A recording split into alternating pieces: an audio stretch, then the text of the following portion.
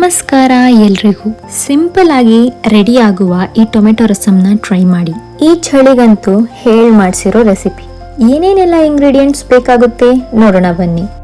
1 cup ಎಣ್ಣೆ, 1 spoon ಕಾಳುಮೆಣಸು ಹಾಗೂ ಜೀರಿಗೆ, ಒಣಮೆಣಸಿನಕಾಯಿ, ಬೆಳ್ಳುಳ್ಳಿ, ಕರಿಬೇವು, ಬೆಲ್ಲದ ಪುಡಿ, ಹುಣಸೆ ಹಣ್ಣಿನ ನೀರು, ಖಾರದ ಪುಡಿ, ರುಚಿಗೆ ತಕ್ಕಷ್ಟು ಉಪ್ಪು, ಸಾಸಿವೆ, 4 ಹಸಿಮೆಣಸಿನಕಾಯಿ, ಹಿಂಗು, ಕೊತ್ತಂಬರಿ ಸೊಪ್ಪು, 4 ಹಣ್ಣಿರೋ ಟೊಮ್ಯಾಟೊ.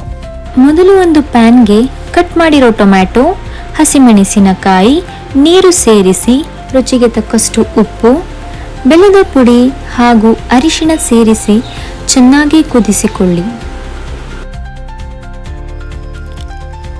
ಟೊಮೆಟೊ ಚೆನ್ನಾಗಿ ಬೇಯ್ದ ನಂತರ ಅದರ ಮೇಲಿನ ಸಿಪ್ಪೆ ತೆಗೆದು ಸ್ಪೂನ್ ಇಲ್ಲ ಸ್ಮ್ಯಾಶರ್ನಿಂದ ಸ್ಮ್ಯಾಶ್ ಮಾಡ್ಕೋಬೇಕು.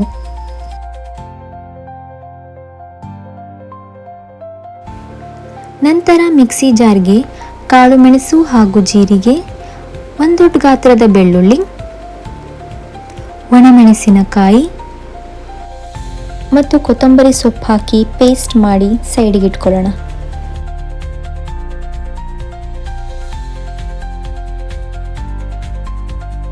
ಇಲ್ಲಿ ನೀವು ನೋಡ್ಬೋದು ನಾನು ಯಾವ ರೀತಿ ರುಬ್ಕೊಂಡಿದ್ದೀನಿ ಅಂತ. ಇಷ್ಟಾದರೆ ಸಾಕು.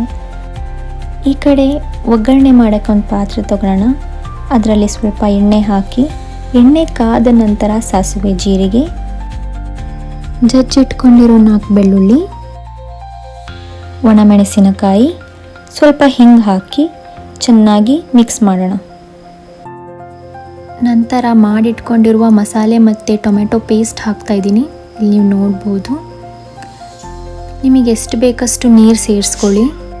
ಕಟ್ ಮಾಡಿ ಇಟ್ಕೊಂಡಿರುವ ಕರಿಬೇವು ಮತ್ತು ಕೊತ್ತಂಬರಿ ಸೊಪ್ಪನ್ನು ಸೇರಿಸಿ ಒಂದು 5 ನಿಮಿಷ ಕುದಿಯಕ್ಕೆ ಬಿಟ್ಟರೆ ಸಾಕು. ನೋಡಿ ಎಷ್ಟು ಈಸಿಯಾಗಿ ಮಾಡ್ಕೋಬೋದು. ನಮ್ಮನೆ ಸ್ಪೆಷಲ್ ರುಚಿಯಾದ ರಸಮ್ ರೆಡಿಯಾಗಿದೆ.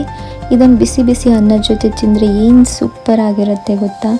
ನೀವು ಇದನ್ನು ಟ್ರೈ ಮಾಡಿ ಹೇಗಿದೆ ಅಂತ ನನಗೆ ಕಮೆಂಟಲ್ಲಿ ತಿಳಿಸಿ.